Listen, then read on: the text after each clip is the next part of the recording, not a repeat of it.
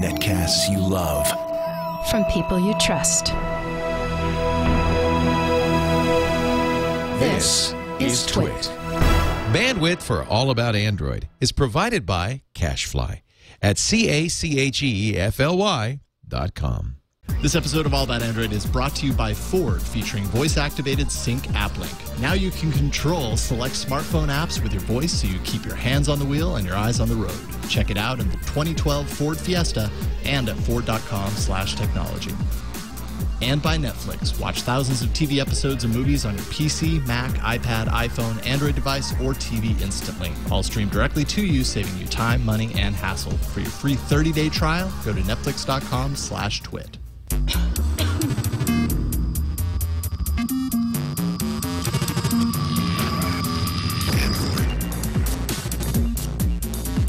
Hey, welcome to All About Android, episode 32, recorded on Monday, October 31st, Halloween! Woo!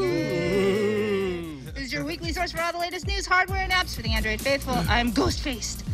Oh, I'm just Jason Howell. I'm me. Yeah, I'm just Ron Richards, as usual.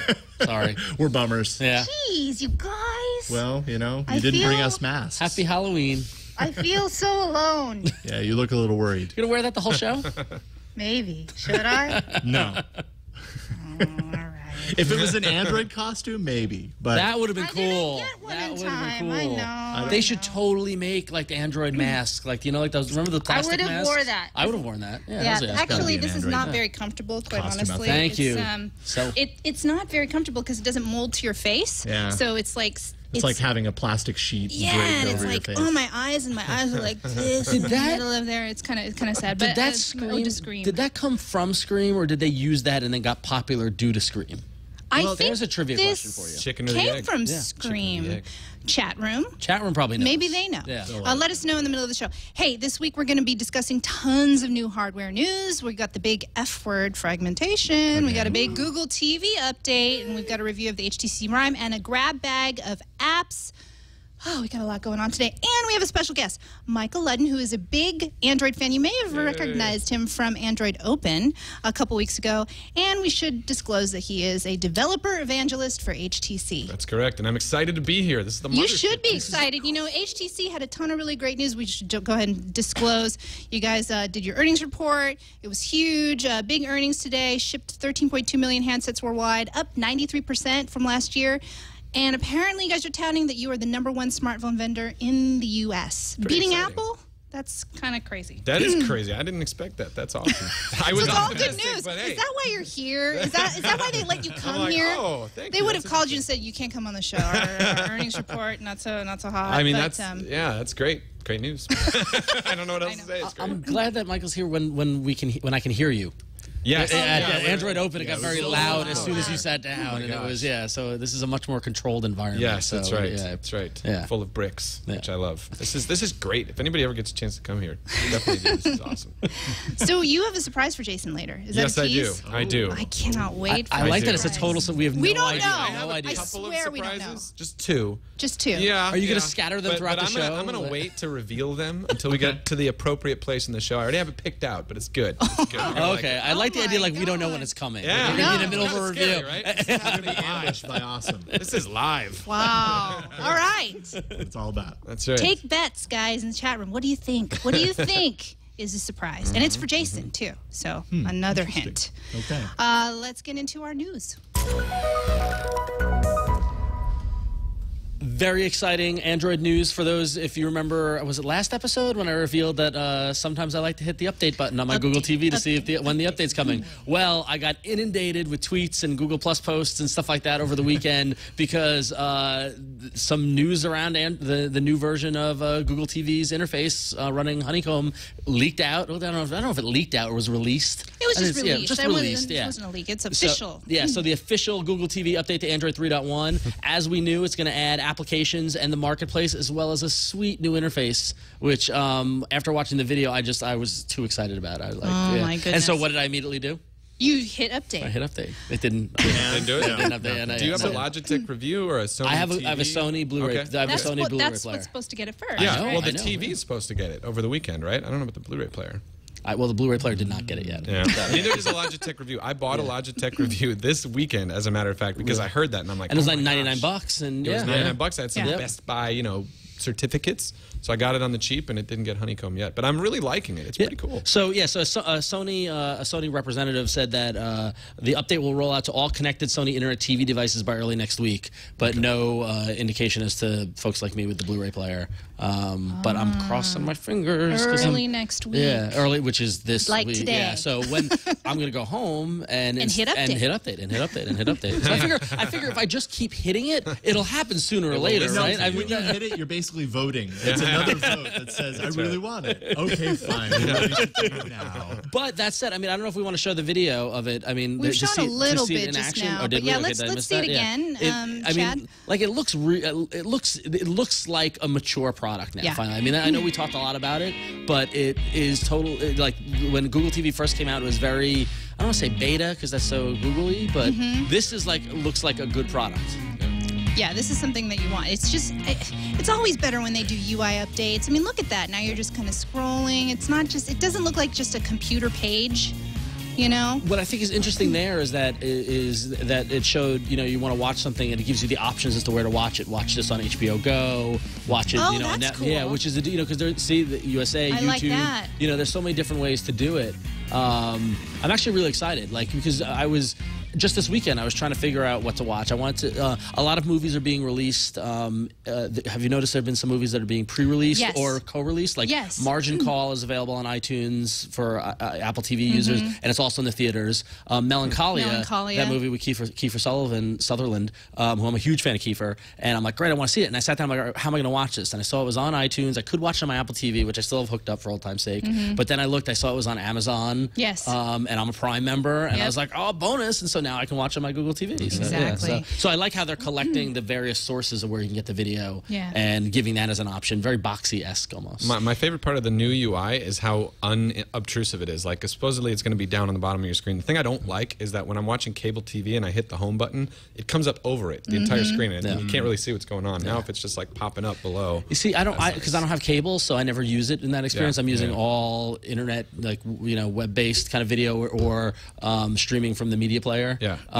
But I was just thinking over cut the the cord. Yeah. I've been a cord. Okay, I cut the cord. right. Wow, it must have been like 07, It's been a while 08. for you, Yeah, I was an early cord cutter. Yeah. But I do have a HD antenna, and I was like, I wonder if I can get the HD antenna input to go in here. Yeah. No go. Yeah. I just didn't get off the couch. There it is. I just- If you're watching the video, you can see how that's everything the- is below. All the apps and the time and everything that you would be selecting would be below instead of It looks really over nice. it. Yeah, I can't wait to get this myself. Google has been on a tear with updates. Just today, as we're recording this, Google Reader got an update. We'll talk about G Plus app being updated. Apparently, Google Music might be coming out sometime. I mean, there's all the rumors here, and it's all kind of like really, really good timing. Yeah. So, very excited to I'll let you know see that. if I try to plug in the HD antenna. Like I said, I had that right. idea. I had that idea, but then I kept on watching TV. You'll be unlocking the coolest part of it, because my favorite thing about Google TV is that I can search my DVR for stuff and instantly switch it. And I have controls via the Logitech Review app on Android that I don't actually have on my controller, like the skip back and skip forward. That's on the app. I've moved from using the remote to using the Zoom with the Google TV So remote. nice. Oh, it's so cool. Yeah, big buttons and stuff. Yeah, like I mean, that. arguably, you get the most out of Google TV if you do still have a cable or that type of subscription. Only reason I have it is so for much more. sports. If not, I could cut the cord, right? Right. You get all my stuff. I also, I'm a big fan of Boardwalk Empire. I've been enjoying that, and I love HBO. looking up people. Well, I don't have HBO. Oh, that's right.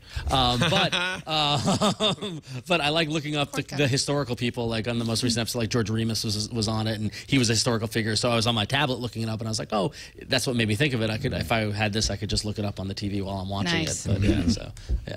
Awesome. All right, well, we'll be looking forward to that. We'll be talking a little bit more about Google TV as we all get updates rolled out to our devices. Can't Very wait. excited. Okay, moving on to the big F word.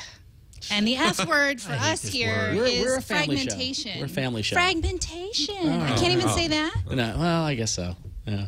Okay, fragmentation. So over the weekend, I would say Thursday or Friday, there was a little graphic that hit the internet, and What kind of graphic? by storm, What kind of graphic? a chart. Or an infographic. That's true, an infographic. There's a Chad, difference. can we see the infographic in question that Because hit when the Android? it's an infographic, it gives you information.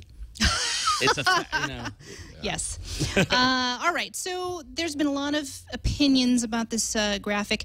Some people say it's heavily weighted one way or another. Yes, heavily manicured. Yes. There's a lot of low-end phones on here that kind of depict. Basically, if you're not watching the video, the infographic kind of charts out which phones got the updates and which updates and when, based on their release. So green here, and at the very top of the list, we have all the iPhones and when they were upgraded, year after release, second year or third year, and yes, all of those phones, most of those phones got upgraded. And then we've got HTC, the G1. And when did it stop getting upgraded? Around the second year, looks like, and definitely the third year. And then we've got tons of various phones here, and a lot of them are very low-end phones, like the Motorola Click, the OG Droid, the Aris. And then comparing the Aris to it's not fair, right? All right, thank you. And then we've got some of the other phones, the Nexus 1. These are, now we're getting the Motorola Devour. I'm skipping around here. The Click. There's just so much XT. information. There's so much information, yes. The Droid, incredible. There was a lot of back and forth over the weekend as to the validity of this infographic and what you get into if you buy an Android device versus an Apple device. And I thought it would be interesting for us to have a discussion. I've read lots of posts and blog posts. I have to say one of my favorites was from Phil Nickinson from Android Central, who broke it down in a very more calm.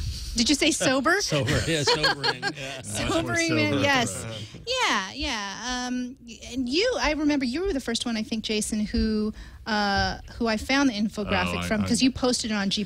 Because I had really mixed feelings about it at first. Like, I read it, and at first my initial kind of reaction was kind of upset that these older phones didn't have as good of a update cycle as like the iPhone did. Yeah. And I did post it on Google+, and it's probably one of the most commented posts that I've had on Google+ to date. I mean, there were just tons of people getting in on the discussion around it. So it ended up being really kind of a good learning lesson for me. That's great. Because, like I said, I did have mixed feelings about it. But in the end, I mean, yes, it's like we said, it's a manicured list. It makes some valid points. I do think that it brings up some valid points, which is that manufacturers, hardware makers are releasing so many phones these days that how do we as consumers expect them to keep every single phone that they release as up to date as as the current version of Android?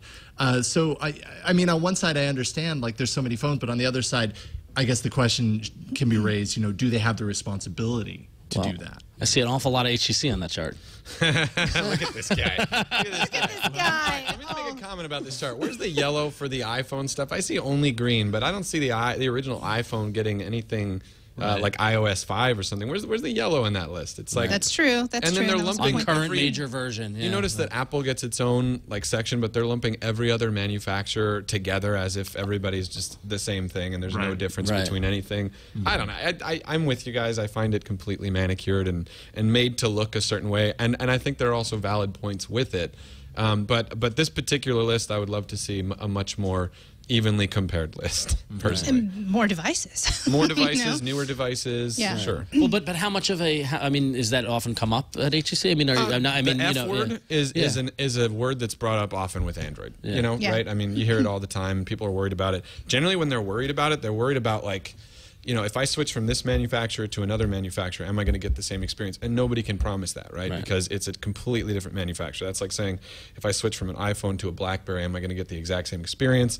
Am I always going to get the latest version of, whatever OS is on there? So I think I always like to flip around without devaluing the idea that fragmentation is not a good thing, and say that it's really fascinating how a couple of different OSs, Android and Windows Phone, have really unified a bunch of different manufacturers together so that you can write one app and it will run on a Samsung, on an HTC, on a Motorola, on a bunch of different, on an LG, right?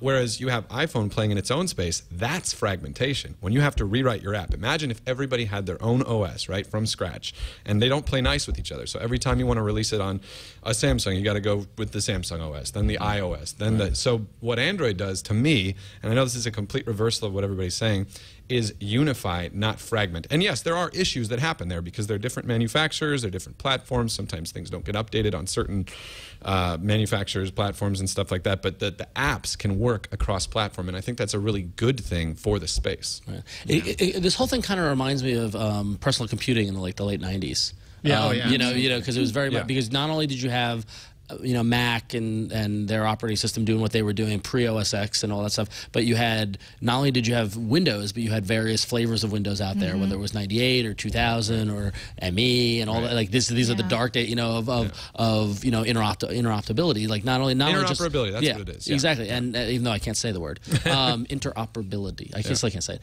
And not only just with applications, but also with data types. With like how many times do you remember back? I remember back in college. It's like, oh, I wrote this paper on my computer, but I don't have the same kind of word processor that you have, and stuff didn't work. And now, I mean, we kind of realize that things just magically work because we've learned those things. And I think you make a great point though about I will say one other thing, just in defense of HTC, and I don't have the exact thing. I read something recently. Maybe you guys can help me out. I'm sure the chat room can, or correct me if I'm wrong. But there was a stat that came out that HTC devices running Android are more often updated to the latest version of Android than a lot of other manufacturers. So we're #1 in that area. I remember reading something to that effect where it's like 50% of devices currently on the market being sold are on the latest version of Android versus something like 30 or something like that. Yeah, I remember seeing that as well. So it's an important thing to us. I think I was asked about this actually at Android Open, as a matter of fact. Well, it seems like even if you just take a look at this chart, your claims are kind of validated if you compare to Motorola, no way. But if you take a look at HTC, there's more green. There's more green around. Green meaning updated around HTC phones. Now there's a couple of the Aria, no. But do all phones really need to be updated? That's a question that I have, because that's a point that Phil makes in his argument here. He says that his words, we've said it before and we'll say it again, not every Android phone deserves updates to the latest major Android version. And I could see that, especially if the phone can't handle the new software. And all the processor can't drive it. Yeah, absolutely. And that was one of the points that I brought up in my Google Plus post was like, does the general consumer care? Right. Like when I think about my wife, right? She has the Thunderbolt, and thank you very much. Thunderbolt finally got its gingerbread yes, update. It did. Yes. So it got the gingerbread update, but I swear, like I made the update. She would not have realized that the update was there to be had. I mean, eventually it appears on the screen automatically, but I did it manually. And I don't know if she really notices on a daily basis what the change was, or really even cares from her perspective that she just went from Froyo to gingerbread. She just knows that I went on her phone and did something, and now her phone's up to date for some magical reason. Does the general population, the general consumer, and not us, like the really geeky technical techies, really care about it being so up to date? All they want is a phone that works. However, on the other side, it is kind of in the manufacturer's hands to kind of, if you're buying a premium phone, you expect that hopefully you expect that there's a certain life cycle to that. So 3 things. I think you're right. I think the general user, they care about having the latest version only insofar as their friends are like, oh, are you on the latest version? That's one thing. Also, if it doesn't work right and it needs an update, then yes, they want the latest version because they think it will fix their problem, and hopefully it will, right? Yeah. Then the third thing is, oh shoot! I just lost my third thing. Well, I'll add a third thing is what you'll often get. What you'll often get is applications that only run on a version level or higher. Right. And so it happened a lot over the past year where people had phones that were running Android 2.2 or 2.1, and apps are coming out for 2.3 and higher. And it's like I don't see that happen though, because the marketplace is only showing you apps that work with your devices. I can tell you this was the third thing. I can give you an anecdotal example of somebody who ran into me with their MyTouch. Right. I think it was the second Android phone ever. Right after the Dream, the G1, right? And it got updated to Gingerbread. And so they came up to me and they're like, this phone, like, I can't put more than 2 widgets on it because it slows down. And so that amounted for them to a bad user experience. It probably would have been better to stay on Froyo. Now, there was a lot of people over the weekend, or last week too, that got upset, and I just want to make a note that the Nexus 1 is not going to get ice cream sandwich, and that is official. And there was a lot of uproar about that. I know that some people wanted us to talk about it here on this show, and I mean, my guess is that A, you could root and ROM it. B, will it be able to handle ice cream sandwich? maybe not, right? Well, I think that there's a responsibility on the manufacturer side to say, yes, this is a good upgrade for the device. Right. And, you know, because like you said, that experience we're running, you know, it's like, again, go back to the desktop PC stuff. I remember, you know, having a desktop that was 2 or 3 years old, trying to install the latest game. Like, remember when Crysis came out? Yeah. And everyone had to upgrade their video cards, stuff like that. Glorified benchmark. Yeah, exactly. Yeah. And the thing is that really does, you know, is it the best experience to put a operating system and or software that really shouldn't be running that's outpacing your hardware technology? I can speak personally about just the Motorola Droid, which I think it's kind of an analog to this, right? Motorola Droid was never upgraded to Froyo officially, but there were plenty of devs out there. Peter Alfonso does the Bugless Beast ROMs, and he ported over a version of Gingerbread to it. Yeah, it worked, and it was great to have Gingerbread on it, but I can't say that it was the fastest running phone in the world. Right. And so I understand why Motorola would say, no, we're absolutely not. Like, yes, it works, but the experience would be slow enough that you'd think that we did something wrong. Right. Random question. If you have an original iPhone, would you actually want to have iOS 5 on there? No. Yeah, it would run horribly. Right? Yeah, it would run horribly. Who still has an original iPhone? That's a good question, too. I haven't seen one of those in the wild in ages. That's the unfair part of those lists, I feel like. Right? There would be a big yellow thing there, and it's like, oh, they're not doing their job, but... Right. Well, one more point of fragmentation I wanted to bring up is that there are, in our world, there are some heavy tech users that because of fragmentation or because of things like this, they've either decided maybe they're not going to continue with Android and they're going to get an iPhone. One highlighted, Molly Wood moved to an iPhone. I just saw that. Leo's using his iPhone more. Gina Trapani has mentioned twice on TWiT she's very tempted to get the iPhone 4S and not get the Galaxy Nexus. So I'm just saying there are problems out there that these power users are saying, well, forget it. I don't Molly wanna Wood deal got with the iPhone 4. Not the 4S. That's true, the 4. Isn't that funny? Yeah. The iPhone 4, I thought that was interesting. Molly's I happen to watch that. Molly's a power user?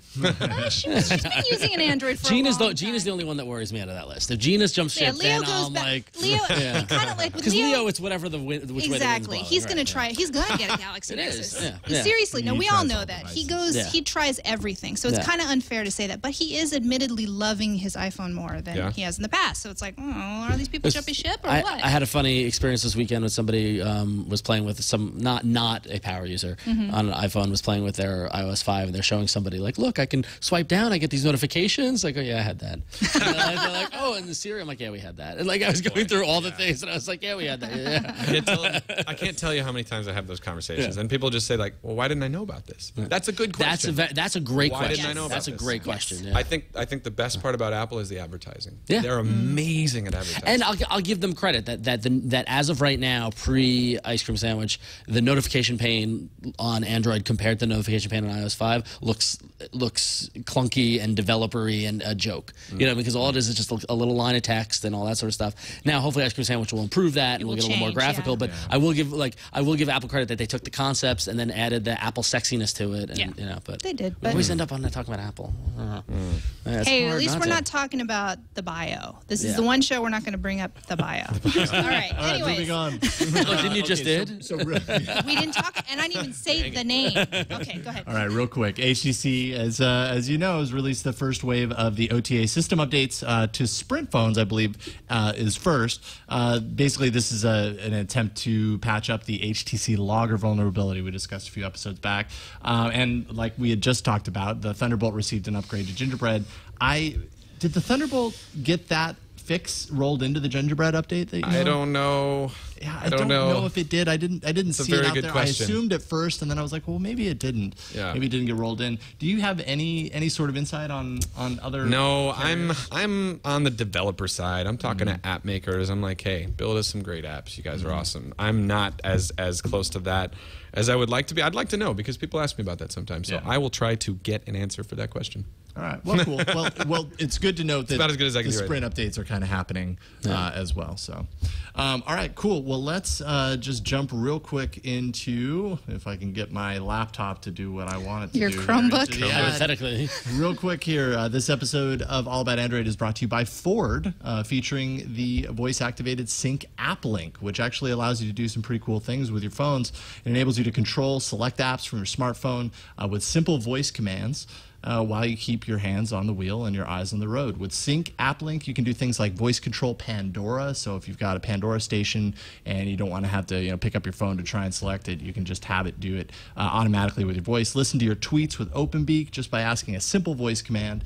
Once your smartphone is linked to Pandora, you can use the voice commands to do things like find your favorite station, bookmark a song to purchase, give songs thumbs up, thumbs down, all that kind of stuff. PlayStation Classic Rock, and it would do its thing. Nice. So, pretty sweet stuff. And let's see here. I want to try that. It's smaller than I'm used to. Okay, there we go. It's built on an API platform that allows Ford to continue to work with developers in the app community to bring apps to life with voice in their vehicles. That's voice-activated Sync App Link. It's available on the 2012 Ford Fiesta. You can learn more about this and other technologies Ford is bringing to its vehicles at ford.com/technology. Check it out. Please. Do it. Do it now. Yes. All right. Let's move into hardware.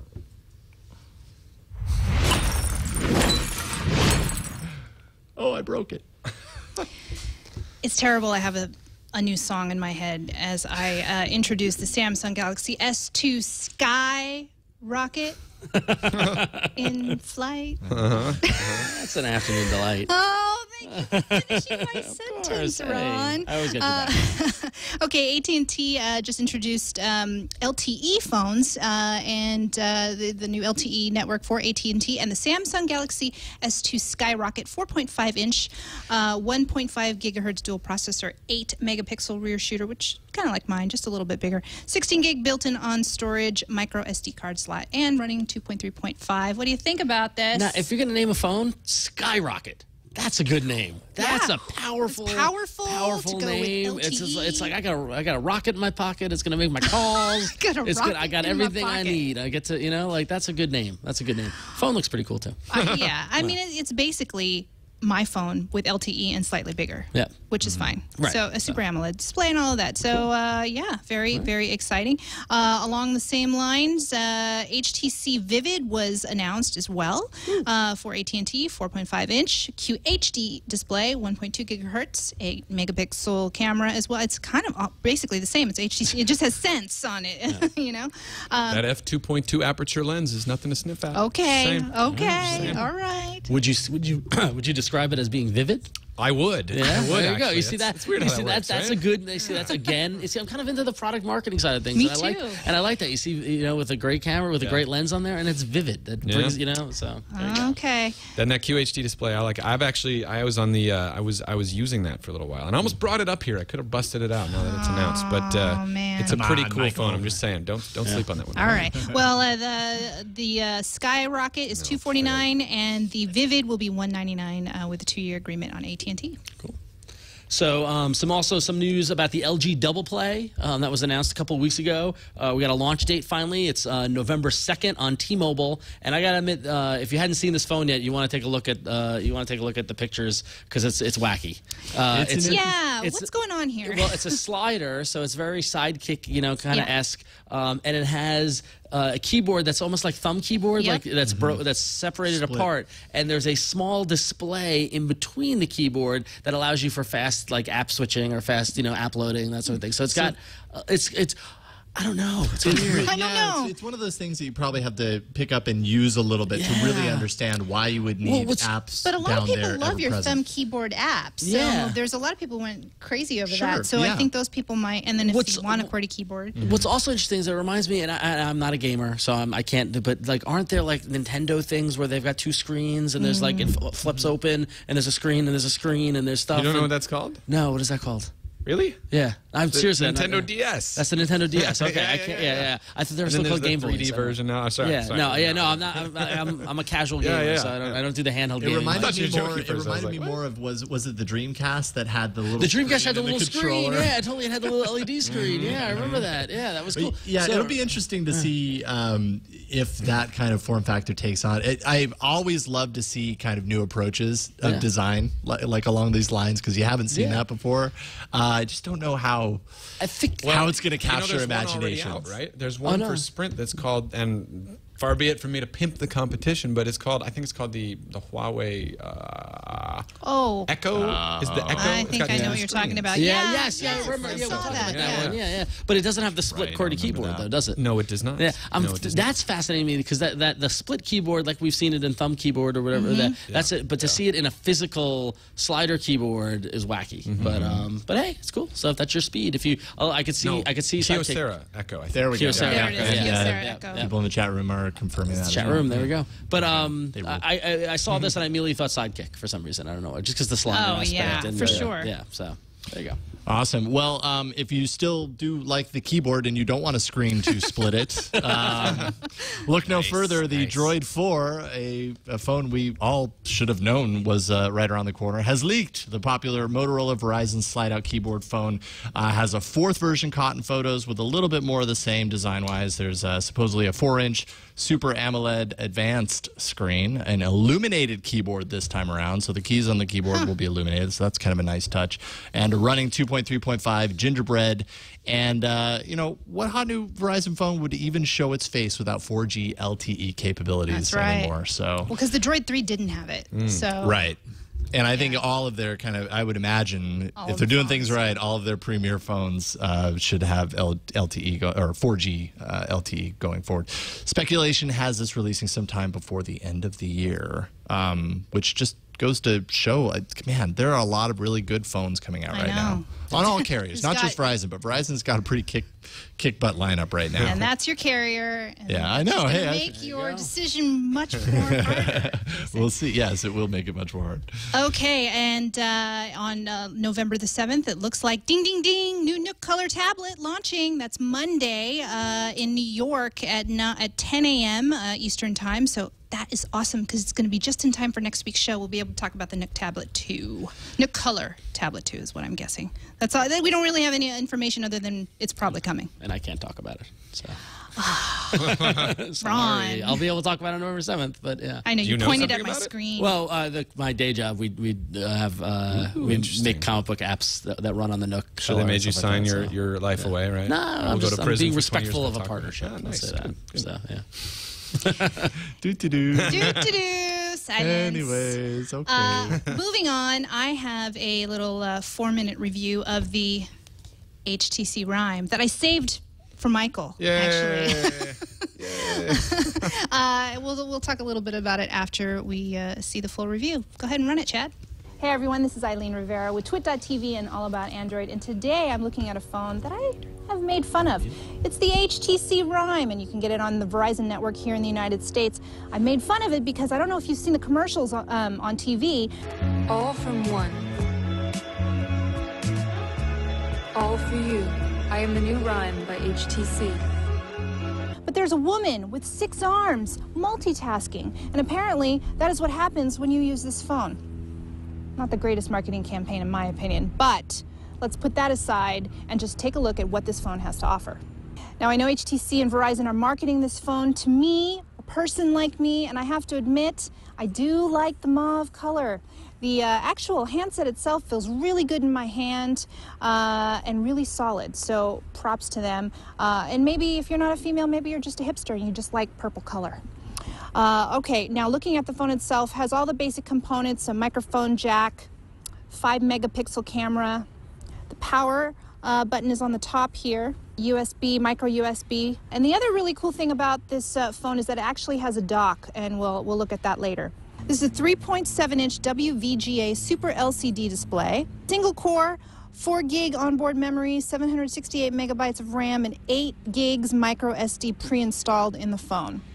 We have a front-facing VGA camera, and we have a notification light here. And now I'm going to show you HTC Sense 3.5, which comes preloaded here with Gingerbread 2.3.4. The camera itself is pretty decent. Shooting video or photos is pretty quick. Lickety split. You even have some built-in hipster effects on the camera you can upload to your favorite photo sharing service. Decent phone, runs pretty well. You can see I've got some widgets here. They actually come with a running app called Indomino, and I've used it a few times to track my walking, my exercise. And here's HTC Sense 3.5 again. You could change the apps that are here on the side, but say I want to look at my calendar. You can see all my crazy day. Call quality is pretty decent. No complaints there. Of course, this is the Verizon network, so of course it's going to be really great. I'm going to go ahead and give one of my favorite people a call. Don't think she's going to answer. Performance-wise, I started to see the phone lag quite a bit, and battery life was actually pretty decent. Got me through most of the day. Again, decent phone. Now, what they're also touting is accessories. This is the HTC Charm that comes with the Rhyme. I gotta say, the Charm is kind of a gimmick because after about 30 to 45 seconds, the actual flashing is done. Now, I don't even think I'd see that if I have my purse in my pocket, and this is kind of dangling here. I'm probably walking, I'm probably talking to someone at a restaurant or whatever. I'm gonna miss this, and now it's over. And I also have to say that the Charm plugs into the microphone jack, and half the time I'm probably going to want to be listening to music, and this would definitely get in the way. So, kind of a gimmick. The dock itself is really cool. Now, what you could do with the dock is you could use it as a speakerphone, and you could actually use it as a speaker for playing music off your phone. Now, you could also show off photos in a little slideshow presentation, which is kind of nice. Took some photos of the crew. Buy, try, or don't buy? I'm gonna say try, because there are some of you out there that might actually see this phone as, you know, as competent enough. I'm a power user, so the speed of the phone, the storage on the phone, not enough for someone like me. But if you do basic phone calls, if your needs are just maybe, I don't know, taking this to the gym, or just light, if you're a light user, this might actually appeal to you. But I can't say, I can't really recommend it to everyone out there, because smartphones are, and applications are becoming more complex, and you want your phone to kind of compete with that. So that is the shortcoming of the HTC Rhyme. It's really saddens me to say that, because after all the nitpicks that I have with this phone, I really like holding it and actually having it around. But if I were to go to a store, this wouldn't be the first phone that I buy. So I would say try it first. I'm Eileen Rivera with TWiT.tv and All About Android, and this is the HTC Rhyme. And here is the Charm. What do you guys think? The dongle is enormous. Wait, My dongle is enormous. Look how long. Yeah, I know. I get it. This dongle is you can't really see it, but look, it's this long. Yeah, but in my purse, if I throw it in my purse, and then it has a little clip here to put it out there. Awkward. Does it make no? It just blinks. It doesn't make noise. There's no noise, and then it stops after a while. And knowing me, I'm not paying attention to it. Tangle free. You cannot tangle them. Okay, and it comes with the other. Cool. This is tangle free. Headphones, yes. That's pretty cool. So, Michael, did I do justice? You did it justice, and I actually have to say, I have to pause, time out the show really quickly, because I have a little bit of a surprise. Oh, okay. Wait, does it beat the lady phone? Kind of. This serves the dude phone. This serves two purposes. Okay. One is to prove my point, which at Android Open when I was on the show last, was that this is not just a lady phone. Okay. Lady phone. And also to help out one of your co-hosts who is in the market for a new phone. Oh. Since this is the latest phone that we have available on Verizon, I want to challenge you. I want to challenge you. Wow. You can use this phone for a month. You can keep it. You can keep it. Okay. This is a gift from HTC. Here is your brand new HTC Rhyme. Thank you for the lady phone. Lady phone. It is now a manly phone because you are holding it. I believe in you. This is awesome. It's my color. It really thank yeah, you. it goes well with you. I will. I challenge you to try it. Keep your mind open. Try it for a month. There you go. Is it okay if I don't use the dongle? It's a long dongle. Just once a week. Just once a week. Saying it's a long dongle, man. I'm actually jealous of the dock. I want the dock. The dock is awesome. All right. I do love the dock. I will use it. I'll report on what I think. Please report back in a month. I'm saying 28 days. Is there any insight to the dongle? Can you provide any? I'm an all. The Charm? Yeah, the charm. The charm. They call it the Charm. I mean, like, it's meant to be. I'm just curious. It's meant to be laid a little bit outside of a purse or a sash. Right. If you're a man. Or a merce. Or a merce. A merce. Or, Jason, you have a merce. Or right? a backpack. Yeah. And it's basically meant to indicate when you have a message without you having to pull out your phone and look at the little indicator light and whatnot. Interesting. Varying degrees of usability for different folks, but some people find it really, really useful, right? Yeah. I can tell by your face you're not that person. Right. But, you know.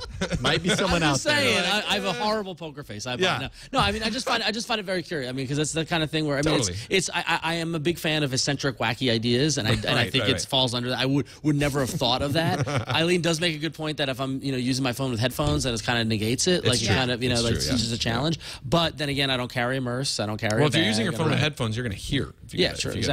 So I guess the idea is when you don't want to deal with your phone, but you want to know if you have an important message or something, you can do that. Fascinating. Right. Lady phone. Yeah. I can't wait to see Jason use the lady phone. I got excited. No, I do got to admit, the dock, as we said, the dock is very cool. The dock, I mean, it's kind of fabricy. It's got a rubberized bottom, so it doesn't move. And I like the color. And it's got speakers. The color in is the dock. nice, The dock right? has speakers. The dock has speakers? Yeah, the dock has speakers, and it's got a specific dock mode. Oh, we have to plug it in. When the I'll show you after the show. When the dock's plugged in, it's got a dock mode, which I really like. I didn't watch your review. That's kind of like a tablet. So yeah, that's it in the thing. And actually, in the update that your wife got with the Thunderbolt, it also has the dock mode if you buy a dock. There you go. Oh, okay. And it's kind of looks like a tablet mode where it gives you like news and information. Kind of Cool. Yeah. Well, I will take you up on that. I will absolutely use that. Now, if you could figure out some way to get the dongle-esque behavior to occur inside an RFID thumb ring, oh my gosh, then you would have a hit. You've got if my thumb ring could only blink when I have a message. This has a big audience, so maybe somebody out there can do that. I'm telling you. I think we're onto something. They've built apps for us. That's it. The No Food app was built. The All About Android thumb ring that also serves as an RFID They've also call built indicator. websites for us. So. I think, again, I come up with ideas and I give them to you, the audience. You need to make it happen. Make them. There you go. All right. Now, before we leave hardware, you did bring the Jetstream tablet. I brought my Jetstream, which you said needed a little bit of airtime, so I wanted to show you that. We haven't shown that off yet, so let's see. We got a little this, product. To me, for my money, and again, I'm sure the chat room can correct me, is the most powerful tablet running Android out there. So it's got a 1.5 gigahertz dual-core Qualcomm processor. It's got a gigabyte of RAM. It's got actually, if you can see here, an 8-megapixel dual LED flash camera with instant capture. It's kind of ludicrously powerful. It also is the first and only tablet so far to have LTE on AT&T. Cool. It's exclusive to AT&T. Really nice brushed. Yeah, brushed metal on the back. I really love this tablet, and it's got the latest version of Android 3.1 with HTC Sense. You can see you can pinch out, which you can't do with stock. Yeah, hold it maybe a little bit more down there. There you go. Perfect. There we go. So it's got the HTC lock screen, so you can actually unlock two specific Oh, there's apps. the ring. Cool. And the most important thing is the pen, and a lot of people think this is I'm a stylus. fascinated by the pen. I I want love to reiterate that stylus. it's not, and I've actually brought a few demos that we've had some awesome and talented developers come up with, one of which is going to come out in the marketplace. Oh, this is great. This is called Drag Me Over. I actually had this custom made. Thank you, Patrick. I think he's in the chat room right now. We're hoping this will be released in the market eventually, but it's kind of a demo. It's fun. You press play, right? And then the idea is you cannot push too hard or the egg will drop. If the pressure reaches too high, it'll drop into the ocean. Because your hand is Oh, sorry about that. Here we go. Boop. Welcome to our world. So there you can see I'm dragging it, but if I push harder, it should So it's pressure sensitive. Yes, it is pressure sensitive. You can at least see the little gauge moving. Oops. Oh, somebody in the chat room said angry eggs. Angry eggs. There you go. So I got to drag it over here, and then I get points, but I got to make sure not to smash it on stuff. And it's so that the pen is pressure sensitive. You have to use the pen. You can't use your finger. You can use your finger, but it doesn't do pressure. It does. I got it. It does area of then it's touch. a lot easier. So yeah, exactly. So it's a lot easier. It's a demo right now, but they're still working out the game mechanics. Another one I wanted to show you that's pretty cool. It shows off the pen. Is Rainbow Harp. So this is something that somebody designed for us at DroidCon UK. Holla. And you draw the waveform with your finger, or I'm sorry, with the pen, and then you play it. You can hear. Can you hear that? I can hear. So you're like drawing you different draw notes, the waveform. Yeah, and you can only do that with the pen, and then your finger plays it. Pretty cool little ideas for usage. We've also worked with Wise Pocket Cloud to build out a version of the app that does the remote desktop, and you can right-click with one of the buttons on the pen. And then anywhere you are in the OS, you can take a note or a screenshot, and you can draw, obviously, and it's pressure sensitive, and there's the scribe controls there. You can hold one of the buttons to erase. There's a whole host of functionality, and then, most importantly, you can go to HTC Dev and make your own apps. That's right. That's right. The Open Dev, Your right? own apps. OpenSense OpenSense, SDK. there we go. HTCdev.com. I'm a lefty. I'm sorry I have bad handwriting. But there you go. There's a little bit about the Jetstream. I saw the pen, the ads in the Embarcadero station and on Muni and Bart and like as I was riding the escalator, I'm like, oh, I'm kind of curious what about is that? Yeah. So it was good advertising. A lot of people think it's a stylus, but it's so much more. Like you kind of have to adjust your mind frame. It's one of those things where it's like, oh, it's a second layer of input, where it's not just imitating my finger, but it can distinguish between the different touches, and there's pressure. So we're just trying to get the word out there that there's some cool stuff you can do with it. Right. Cool. Now that is fantastic. I would give that a try. I love HTC build quality, and that's why I was really looking forward to an HTC tablet. Oh, you can't get. You guys can have one. What? There you go. This is like Oprah. Awkward. Everybody gets a tablet. Oh, were you about to go up? I was about to go. That's how you cut it off. That's how you cut it off. Anyway, you guys can have that and use that on the. What was your butt? We'll Does this come with a pen or not? It comes with a pen. There should be a pen in there. If not, we'll make sure we get This is you one. great. Thanks. What was your butt? Now I'm curious. Heaviness? The price. Oh, the price. Yeah. I mean, it's probably one of the more expensive Android tablets out there, right? Yeah, totally. I mean, I would say, in defense of the price, it's the only tablet with LTE on AT&T. That costs money, right? We know that from when we released the Thunderbolt. For Verizon, it's got the fastest processor. It's also got the Scribe pen, which actually, those are expensive to make. They're coming down in price. I think Best Buy it's not just a lowered little pen. It's got mechanics. It's got mechanics and some very advanced stuff. And then that's also another layer of hardware inside the device. So I honestly, it's worth the money. But it's hard to make that case in a world where everybody says, is that an iPad? You know what I'm saying? So I understand with the price, but it's definitely worth the money. What is I'm trying to look it up on. I think it's $699. $699. Yeah, so it's definitely up there in price. It's up there for Did tablets. Did somebody say 800 in the chat room? I don't well, know. when you go to Google Shopping or whatever, they have a few different options there, and one of them was 800, which at first I was like, whoa, that sounds like really expensive. But yeah, through AT&T. It looks like it's $699 to your contract price. I would say everyone in Houston should get one. $849.99, no commitment price. Everyone in Houston, because that's AT&T's one LTE market so far, and they're going to be rolling it out to more. But they will be rolling it out to more markets. Okay. So. Cool. All right, cool. Well, thank you so much. Yeah. Can you come on next week, too? Empty-handed? Empty-handed. That's awesome. All right, well, let's move on to a quick voicemail. We have a voicemail from Craig in Texas, and let's see what he has to say about Galaxy Nexus features. Hey, crew. This is Craig from Tyler, Texas. I just finished watching y'all's coverage of the Google Samsung announcement, and I have an old Samsung phone. Well, it's not that old. It's the Continuum, and it's stuck back on Eclair, but yet a lot of the features I saw in the announcement, like 70 or 80% of them, I either already have or they're even, exactly the same. They look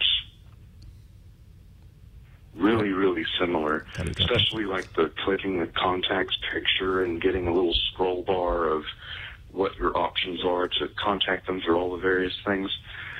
So I wanted to hear y'all's comments on what you think the relationship is between Google and Samsung in the development of this phone. Do you think Samsung had a heavy input into Ice Cream Sandwich and its design? Because a lot of it looks like TouchWiz to me. I don't know about that. I love the name TouchWiz. Although, after we did the announcement, I got several. A lot of people commented to me, are like, "Hey, Eileen, look at your phone. You have that ring. When someone calls, and then you could, dismiss it with a text that's already customized. There's tons of things already. That's already." I feel like it was a case of Google looking at the enhancements and the customizations that folks like Samsung and HTC and stuff like that doing, and then picking and choosing what they like the best, then giving it that Google spin on it. So, I think they looked at what Samsung did a lot, especially considering they're such a close partner. But I don't think it's a case of there's nothing scandalous going on. I think it's just Google accepting, hey, that's something we didn't think of. Let's bake it in. Or they did, and it was on their list. An Ice Cream Sandwich that was their ability to. I'm not gonna lie. Every time there's a new version of Android, I notice at least 10 features that were completely ganked from Sense, and I like it. It's great, right? We like to see those features rolled in. In fact, in Ice Cream Sandwich, there is native stylus support. So native support for alternate inputs. Let me clarify that. Like a pen? Like a pen, like our pen, right? Yeah. So we're working right now to see how our current APIs, the only reason we have them is because there aren't actually APIs for Android right now with those types of inputs. But now Google's looking to roll those in. Also with the lock screen, you can now unlock the apps, which HTC Sense has had for a while. So yeah, they do that. They do, and it's good. It's no different. I mean, you see that in development all the time. It's no different than, you know, a big case of this is Twitter.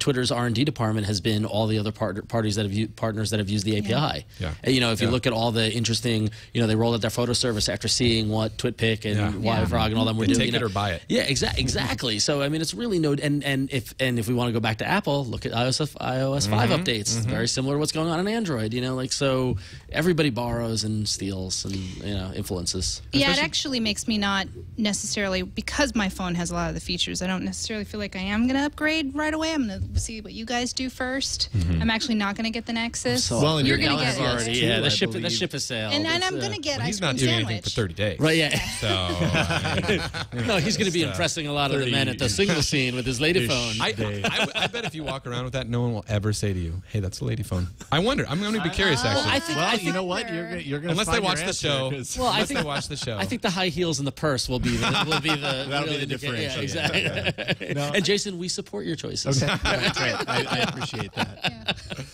Man, I went from having no phones to having like phones coming out of my ears. What's going on? I gotta here? stop the lady phone. I'm sorry. It's all right. The lady phone thing It's cracks me hilarious. up. No, It's funny. I do like the color. I really like the color. No, the color's nice. Yeah, I like it's hipster color too. Yeah, I'm purple. I'm down Hipster, there you go. All right, let's move on to apps.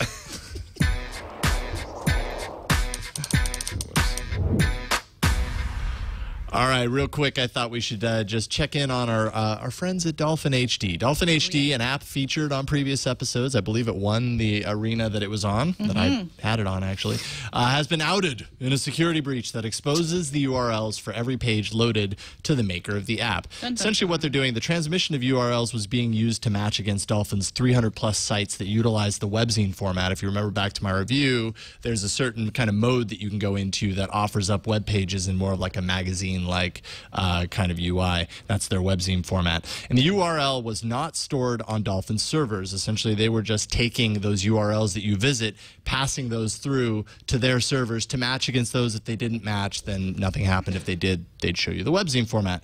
But regardless, passing every URL you punch into Dolphin through the open internet, you know, with no sort of security kind of masking it, is never a good thing. And you know, we have to trust them that they weren't holding on to it. Personally, I don't think that they were.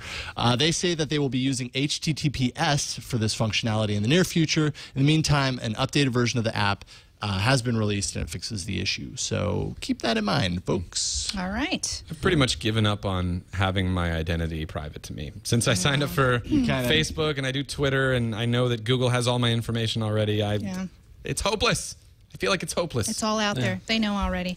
Okay, released today, there was a G Plus app update. And Chad, if you can grab my phone here. There's some slight modifications to the UI of the actual app, as you can see here. It looks a little more spread out if you're looking at it. There's a couple features that are completely new, and it actually looks a little more ice cream sandwichy with the underline here under all circles incoming. What's new is there is visual design, battery life improvements, navigation, performance improvements, significant notification improvements, the UI again, bug fixes. You know, what's interesting though, and you can add people to a circle from the circle profile. So if I go into circles and let's see, I've got my TWiT group here, and then I could just add from there. I guess that was different from before. Very mild updates. There is no widget though, but apparently that will come back. There have been some complaints that you cannot still link to preview. You can't preview your links on the app. Still no ability to +1 comments like you can do on the web. But you haven't been able to do that in the app. You hadn't been able to do that before. So there's just some things incredibly frustrating. But interesting how the design is getting very in line with Ice Cream Sandwich. But it's also, I looked at it, I'm like, oh, kind of looks like some of the UI stuff from Google TV, which is also getting in line. Like unifying the design, which is interesting. So, yeah, very cool. All right, dig it. Radical. All right, a few few quick emails. One that I'll just mention. Mike the truck driver wrote in. Hi, Mike. Yeah, Mike the truck driver wrote in with a quick email, and I'll just kind of summarize it. I guess when I was doing my Vlingo review, he had Vlingo. Do you know what Vlingo is? I do. I do like Vlingo. Voice commands. Yeah, voice commands. He had that app installed and was already using it. So every time I would say, "Hey, Vlingo," it would go off and try and do a command that I was saying in my review. So that's kind of awesome. Did now when I said that. Hey, Vlingo. Sorry, Mike. what should we get going? Totally gonna screw with Mike. Hey, Vlingo, open music. Yeah. Yeah. Who knows if that'll work? All right. Vlingo, call 911. No. Vlingo, do not do that.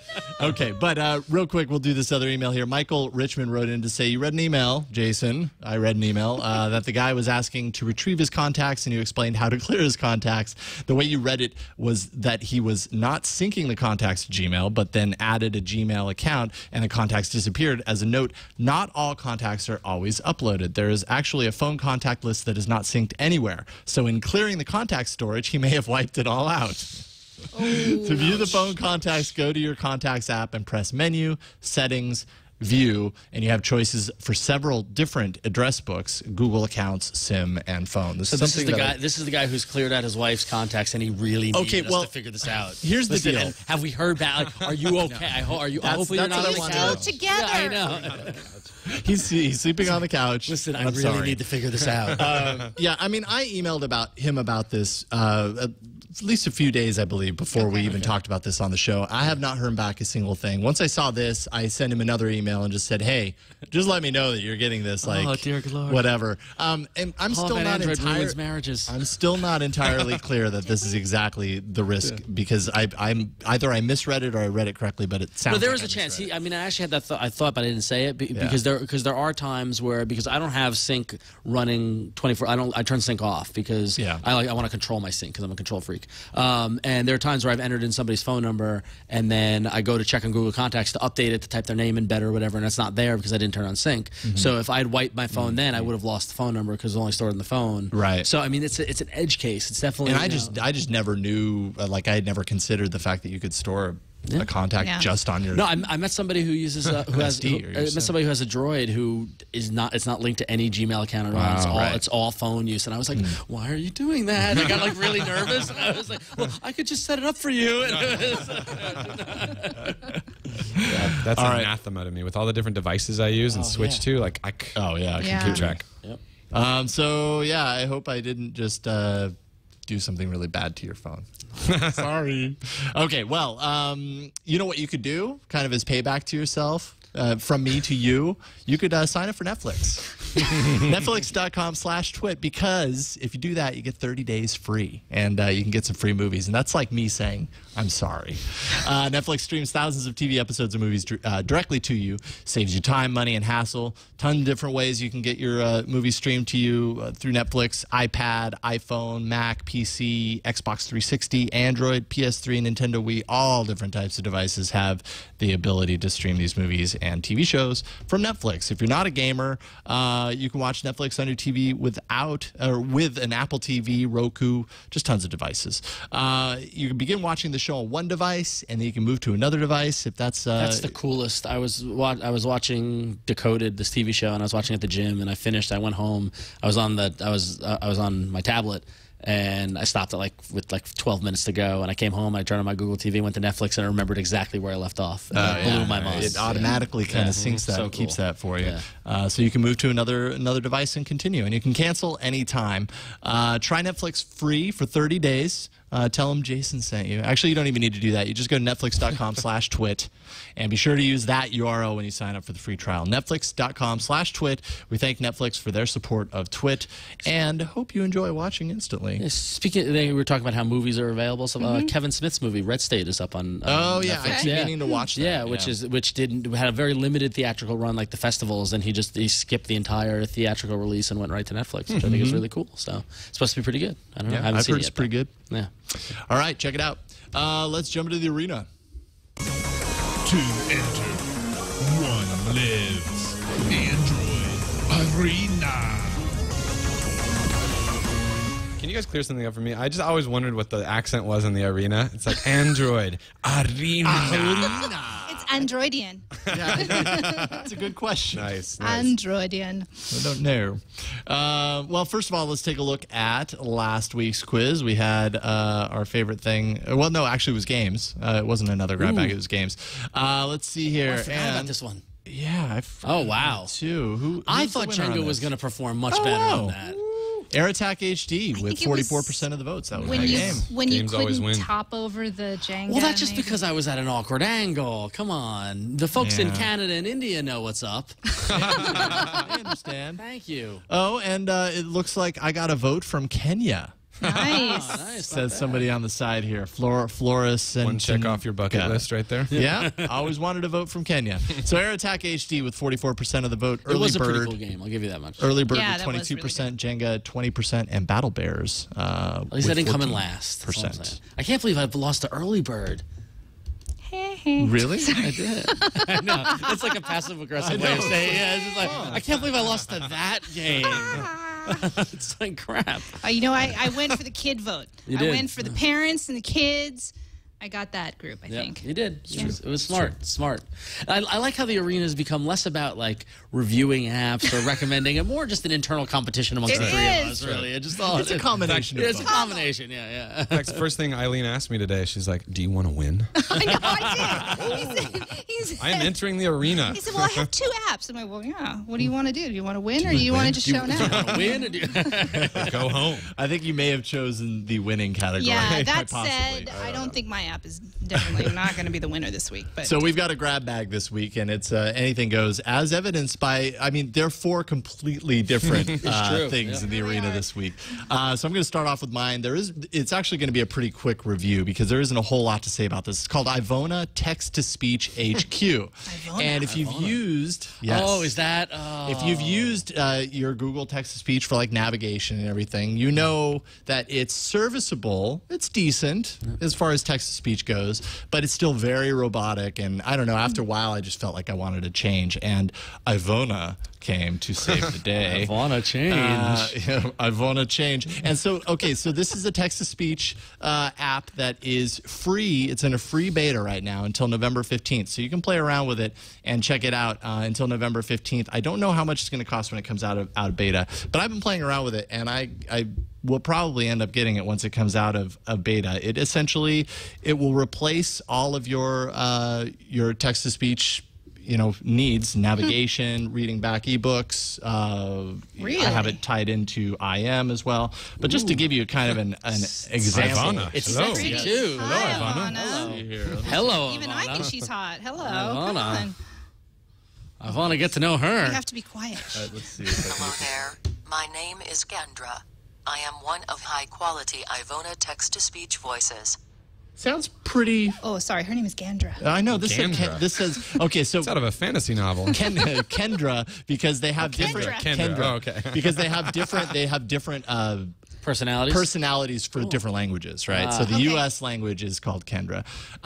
So the app itself, there isn't really an app that you play with, right? There's some settings that you can do with it. But what I've done, just to kind of give you a few different ideas of the quality of the text-to-speech, is I've created a little personalized thread in my IM here, so I can give you a few examples. All right, so let's see if I can kind of. Were you play IMing from yourself? This is a test of Ivona text-to-speech HQ. Okay, that's pretty straightforward. If we were navigating, right? Turn left at Keller Street. Then your destination is on the right. Yeah. See, it's pretty That's solid. pretty good, yeah. And then. I must admit, Jason almost always picks the best apps on All About Android. Okay. Okay. Wow. That really wasn't necessary. Ivana, please. Jason, do you want to grab a drink sometime? Oh, hey-oh. I had. I think Stacy may not like this. Okay, I get it. I can take a hint. You aren't interested in romantic walks in the park with robot voice apps. I'm going to go cry myself to sleep now. Wow. That would be good. It just got awkward. Yeah, a little bit awkward. I didn't write that. Yeah. I didn't write that. Every time you go to get directions now, you're like, hey, Okay. I You hate know to what? Just bother stick you, to navigation. but yeah. Just stick to navigation, Ivona. Anyways, all right. So totally getting fresh with you, dude. Okay, anyways. I know. Like, I might uninstall. I don't know. That was a little weird. She hit on me, but I need to get to where I'm going. What can I say? Ivona's really friendly. Okay. Anyways, so it's Ivona Text-to-Speech HQ. You can get it in the Android market. It's free right now. It's really good quality. I had it kind of running around in navigation over the weekend, and it's just better sounding than the stock text-to-speech. And it's a little more aggressive socially. Yeah, it really likes you. I thought Iris was a little saucy. I know. Yeah. No, Ivona. You got Iris and Ivona in a room together, and woo! But Iris is a man in London. Iris is a man in the UK. Really? Interesting. Yeah. Wow. Right. No, Siri. What am I talking about? Oh, Siri. Not Iris. Okay. Yeah. Wait, what is Iris? Iris. Oh, we talked about Iris last week. I'm sorry. Iris is it's this beta app that's basically the answer to Siri, and it is very beta. Got very confused by that. Yes. Okay, I guess I'll go next. Mine will be really quick. I had a tough time picking an app this week, and I've been playing a bunch of games, and I just not successfully finding one that kind of suited my fancy. But I have been using an app. Oh, lo and behold, I'm like, well, why don't I just talk about this app? Because I actually use it all the time. It's called Circle Launcher. And the best way to describe it is those of you who are fans of Multicon out there, and I've got Multicon on my screen here, Chad. Oh, I got to move it here. So basically, you could put a ton of apps in one area here, and you could load it up so I can have tons of apps there. I kind of think that one thing I don't like about Multicon is if you have fat fingers, you could accidentally hit a different app than the one that you really want to. But, a lot of people kind of swear by it. And it's good if you have a ton of apps and you want to group them all in one kind of area here. But what I like to do is kind of clean up my screens. I've been sort of cleaning up my screens. And I've got this widget page here. And then I've got some of these are the new apps or apps that I'm using kind of frequently and testing out. And then I have my homepage, and I kind of clean that up. I got a little bit of flack for my homepage being a little too cluttery on G+ one day. I thought, really? God, okay, whatever. Harsh, very harsh. Yeah. Circle Launcher is not a launcher. It's kind of, to me, that's misleading. It's more of a widget. And what I've done here, if I show you my launcher here, Circle Launcher, I put all of my favorite apps that I go to heavily in the Circle Launcher. And then if I just kind of run my finger around the circle here, that's cool. Maybe I want to go to Foursquare. That's how I launch my app. And there's many different ways to customize. You can customize the circle here with contacts. I've done it here with bookmarks, and I've gone vertically. I've got a couple bookmarks here. They're not really my real. I need to have more bookmarks. And then I've done it here horizontally as well. So I've put some apps here horizontally, and when you run your hand down or run your finger down the I'm trying to kind of my hair's out of focus. Sorry. When you run your finger down slightly, then you can kind of pick and choose which app you might want to use. I always use Get Glue. Cool. Simple. There's a light version online that's free if you want to try it out. I can show you the. Whoops, Get Glue, go away. I could show you some of the settings here. You could pick apps, contacts, or bookmarks to put in your circle. You can, and once I've chosen apps, then you have all your apps. I have so many apps that you can go through and put in your Circle Launcher. You could customize the style circle that you saw, a horizontal line or vertical line that you saw, and you can actually customize the icon. When you get the Pro version, you get all of the different colors. You can have it transparent, different color, and then you can name your circle whatever you want. I didn't have any particular fancy names. And then you can back up and restore and things like that. Super easy, but it's kind of cleaned up my homepage, and I didn't think I was going to use it, but I use it all the time. And now I have a nice clean. So it's almost like the folder in kind Ice of like Cream a folder, are currently on the app. Yeah. See, now here's the folder for Samsung like that. Yeah, but it's a little more dynamic. It's a little more dynamic, and then you get the little swirly. Ooh, cool. fun, sweet. Anyways, I just I was trying to clean up my my homepage on my phone, and I have stuck with this for the last month. So I thought, all right, I think it's about time I talk about it. That's Circle Launcher. It's $1, the Pro version in the marketplace. I think it was also free on the Amazon marketplace a while ago, and there's also a light version if you don't want to pay for it. You just don't get all the bells and whistles, but for the most part the light version will work too, so fine, that's free. Cool. That's it. Circle Launcher. Awesome. Radical.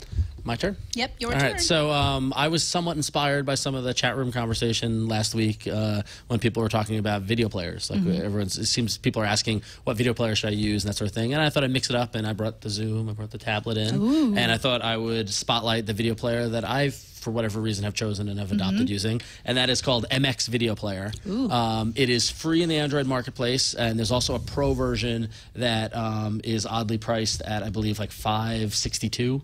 Why did they do that? It's for tax first? As far as I could tell, the only difference between the paid version and the free version is there's ads in the free version. I haven't seen any functionality difference or anything like that. But so MX Video Player is it works on both phones and tablets, so it's cross-platform or whatever you want to call it. And here I'm just gonna load it up so you all can see my tablet over my shoulder. There you go. All right, so hit it up, and it's very. Let me go back. It's very clean in the interface. I've got a couple of movies preloaded up here onto the tablet itself, so you just get a basic list of them. You can edit the entries, so you can give them full names as opposed to just the file names and that sort of thing. You can also scan the device to look for more media, which is a nice little function, a little bit of function, and easily access the preferences where you can specify how you want them grouped. You can also specify what decoder you want, other little ways to tweak the guts of how the application does work. It is fairly supportive of most standard video codecs, but MX Player does have other codecs in the Android marketplace that you can install if you come across one that you don't have or want to use. So easily enough, you could just tap on a movie, it loads, and it plays. It just gets the job done. Very neat in that regard. You can pull up the menu at the bottom, and you can load in subtitles if you have them or not. I don't think this particular movie does have subtitles. You just tap on the center, and you can pause and play. You can also scrub on the timeline. And also interesting that as you scrub, you see the time code right in the middle, which is nice. One of the things MX Player is a big fan of is the fact that they've got, within the subtitles and all text, they've got a very bold text rendering system. So subtitles are easy to read, and it's very, it's one of the things I guess on tablets there's a problem with in terms of rendering the subtitles and that sort of thing. So they're very proud of that.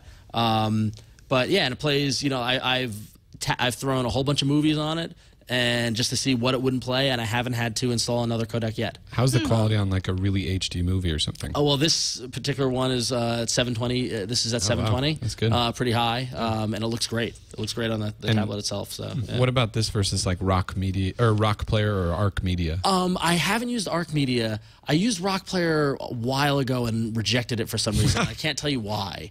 Okay. I don't remember why. I need to revisit Rock Player. But yeah. I've noticed that one stutters a little bit sometimes. Yeah. So that looks super smooth though. Yeah, no, it's great, and it just it just works. I mean, that's the great thing is that it just works. And you can alter the display settings as you're doing it. You can adjust the zoom. So if you want to keep the aspect or go full screen or go original size. So for here I can fill out the screen, and I just want to keep the you can go down to the original size. In this particular case, is the full resolution of this. But if I have like a here I've got the Muppet Christmas special from the 80s. Nice. Spoiler. Yeah. Spoiler. Which is spoiler. They end up celebrating Christmas. But yeah, so in this particular case, this is the original size. That doesn't because it's a crappy recording. So I can go full screen, and it'll even Big though Bird. An even bigger Big Bird. Yeah, and stretched out. But then but then also you can adjust the status bar. And also the subtitle text, you can change the font and the size and the colors and stuff like that in the layout. So it's very customizable to get it to be the player that you want it to be. So MX Player. Like I said, I tinkered with it, liked it, have stuck with it.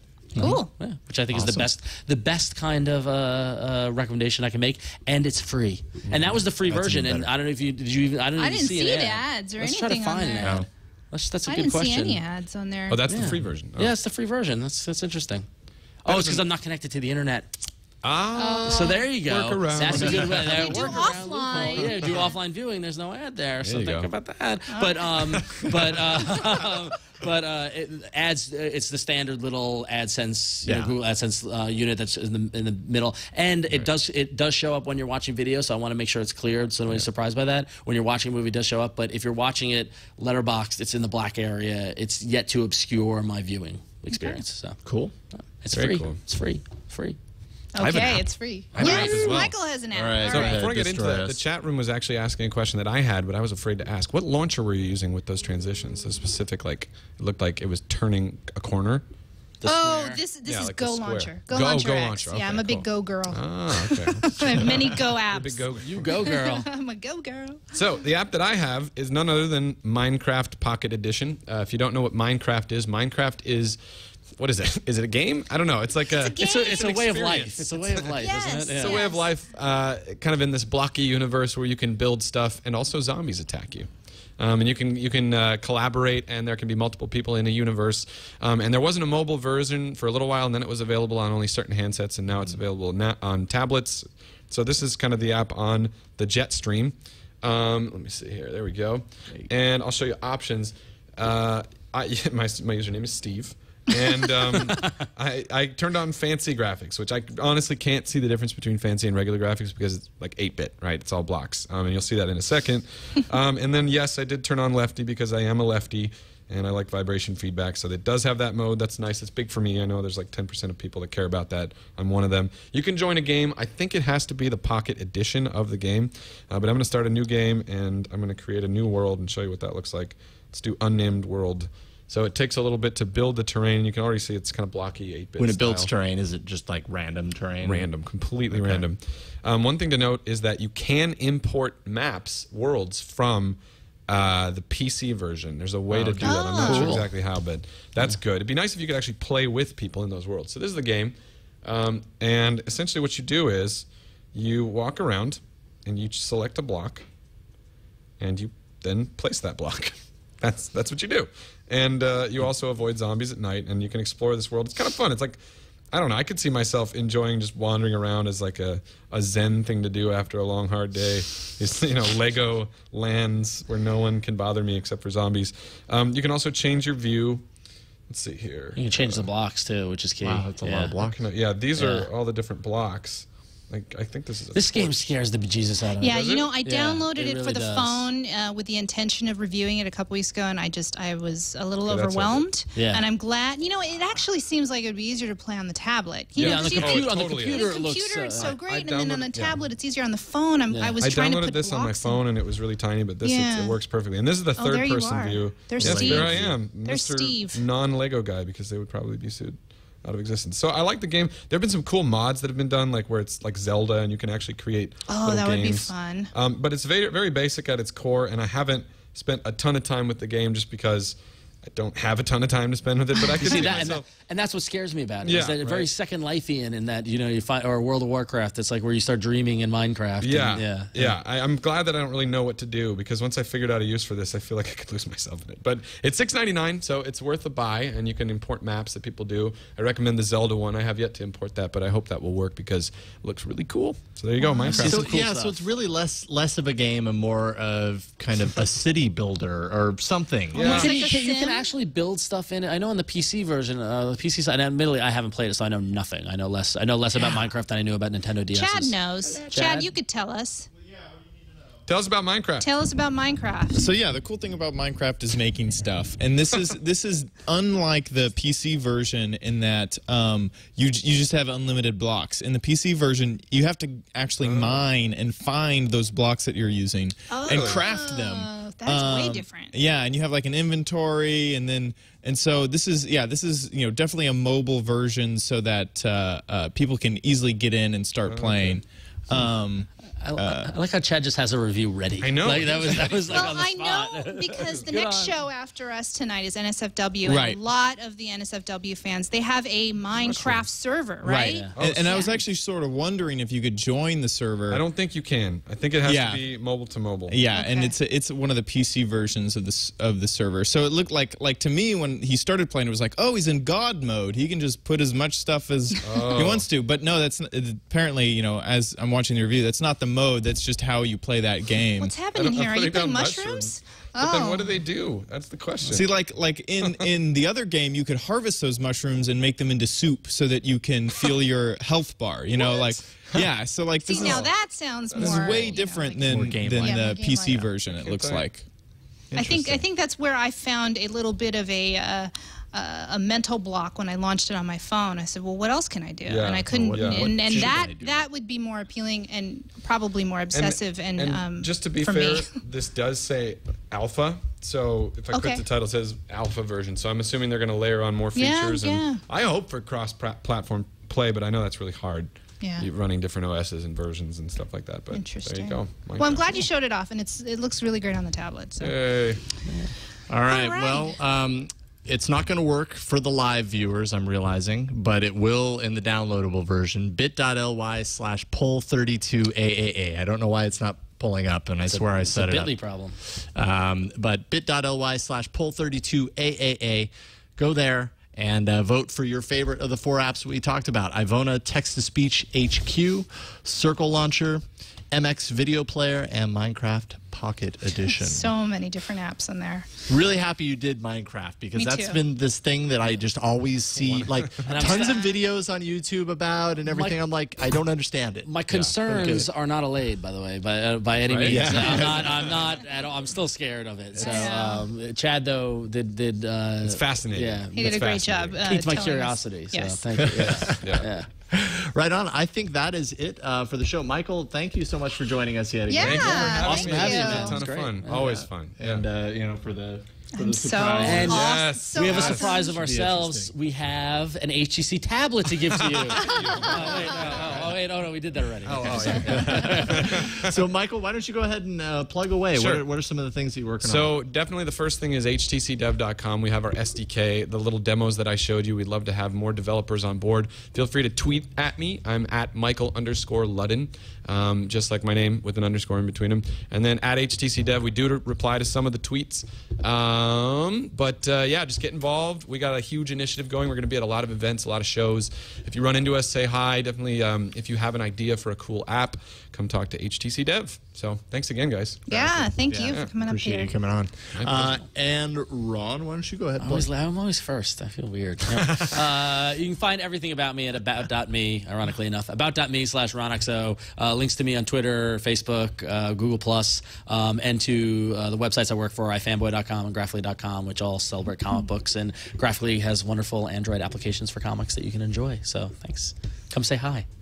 Before I forget, quick shout out to the team. Jad, Lee, Dario, Bruce, David, and Lance, and everybody else. So there you go. All right, I would be remiss. I would be in trouble if I didn't. I was also going to give a shout out to Lance, but you beat me to it. So Lance, here's to you. Lance, Lance, lucky guy. Yep.